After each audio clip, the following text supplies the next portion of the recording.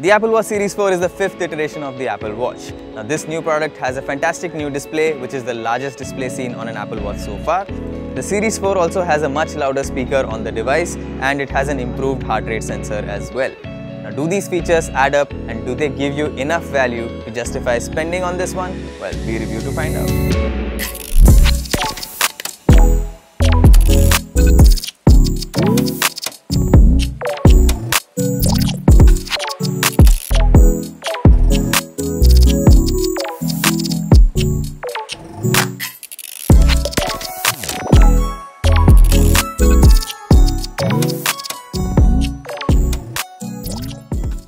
Couple of things for you to remember. One is that you need to have an iPhone to use an Apple Watch. You cannot use it with an iPad, with a Mac, or with an Android phone. The second thing is that if you're buying the LTE variant of the Apple Watch, as of now only Airtel and Reliance Jio are the two carriers in India that support the eSIM, which is inside the Apple Watch. This means that if you're on any other carrier, you can't use the LTE variant. The screen of the Apple Watch is one of its standout features. Now it's available in two sizes, 40mm and 44mm, and we think that those who preferred the Series 2 42mm or the Series 3 42mm watch would be perfectly comfortable with a 40mm Series 4. The Series 4 does introduce a few new watch faces. This includes the infograph watch face that packs in a bunch of complications and uses curved edges on some widgets to pack in more information.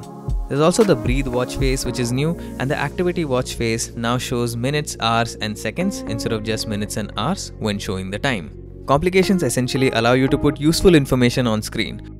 Now whether this is air quality, weather, UV index or your calendar entries, all of these can be put on your default watch face. There are a couple of things that bothered us though. One of these is that LTE signal strength is not shown on all watch faces as a complication. You have to swipe up and see the control center to view these in most watch faces except one.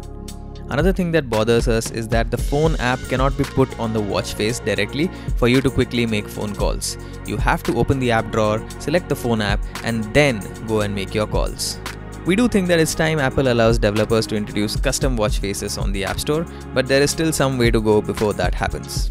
In terms of performance, the Series 4 is just blazing fast. Every app that we tried to opened instantly. It's not like the Series 2, which we've also been using, where apps take a lot of time to open. The battery life on the Apple Watch Series 4 is about 2 days when you use it without LTE. If you enable LTE on your Apple Watch, the battery lasts for about a day. If you switch off your iPhone or keep it in airplane mode and just use the Apple Watch as your primary communication device, then the battery life is about 4 to 8 hours depending on your usage. The Apple Watch has a couple of new features as far as running is concerned. They now show you two different types of pace alerts, which is very useful if you're training for any race. Now, one of these is called average pace alert and the other one is a rolling pace alert. Now the difference between these two is pretty simple.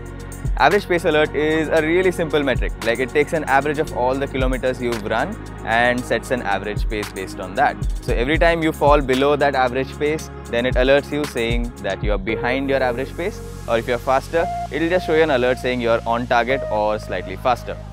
Rolling pace alerts on the other hand calculates your current pace at any given moment and tells you whether you're ahead or behind of the target pace. Now these two metrics are useful because when you're training for a marathon, you want to be sticking to a particular pace while running. You don't want to be running too fast every day or too slow every single day. Both these features help you keep your target in sight. Now if you excuse me, I'm going to go train for my marathon, which is in January, so I'm going to keep my target in sight. As far as phone calls and messages are concerned, the Apple Watch Series 4 is pretty competent. Now you can easily make a phone call via the Apple Watch and the call quality is pretty decent. The microphone actually picks up our voice even when our hands are by our sides. The speaker is louder, but is still not loud enough that you can hear the other person's voice when you're sitting in a really noisy place. Even if you leave your iPhone at home when it's connected to Wi-Fi or mobile data, you will get WhatsApp notifications on your Apple Watch no matter where you are, as long as the watch is connected to LTE. It's also worth keeping in mind that you can reply to WhatsApp notifications directly from your Apple Watch. There are some quick reply options over there. Now we did go and check the top 50 free apps on the App Store in India, and we found that just 4 of them are available on the Apple Watch. Now these are Facebook Messenger, Jio Music, Uber and Ola Cabs.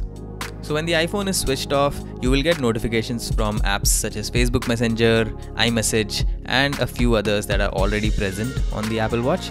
But then there are third-party apps such as Google Maps and WhatsApp. For these apps, you will not get any notifications if your iPhone is switched off. On the flip side, lots of fitness apps are available on the Apple Watch, and even the stock workouts app is really good. Well, the Apple Watch is amazing for runners. It still could do a lot more in terms of strength training. Now, there is a high intensity interval training mode in the Apple Watch, but it would be nice to have a training mode where you can actually log that you've done 10 reps of an exercise or 20 reps or you've done 3 sets, etc. because it's nice to keep track of these things manually. We also feel that Apple could probably add some training modes to the Apple Watch. Now, this means that if you're training for a race such as a marathon, or if you have some strength training goals in mind, the Apple Watch could probably suggest that you need to run X amount per day or you need to do 10 push-ups per day. These plans would add a lot to watchOS overall. Should you buy the Apple Watch Series 4? Now, this question can be answered in 2 parts. Now, if you're looking at the GPS variant, well, it's really good value overall because it has a much improved heart rate sensor, the fitness tracking features all work as advertised, and the display is just stunning. Now, the LTE version is where things get a little complicated. For the LTE version to be very useful, the app ecosystem needs to be a lot stronger, and it also needs to have better integration with watchOS 5. We feel that watchOS 5 still needs a couple of updates for the LTE version to be extremely useful. Now, this includes small things like being able to launch the phone app from the home screen and showing the signal strength on the home screen as an always-on thing. If you look at the pricing of these devices, 40,900 is the starting price for the 40mm GPS variant, and the same for LTE variant in the same display size is 49,900 rupees. That's a lot of money to ask for, and if that is not in your budget, then we would highly recommend that you consider the Apple Watch Series 3 as well, which now starts at 28,900. While we do think that the Series 4 is a bit too expensive in India, if you must have the absolute best smartwatch experience, the absolute best screen out there, and a really good fitness tracking device, you can't go wrong if you buy the Apple Watch Series 4. Thanks for watching this video, and for all things tech, check out gadget360.com.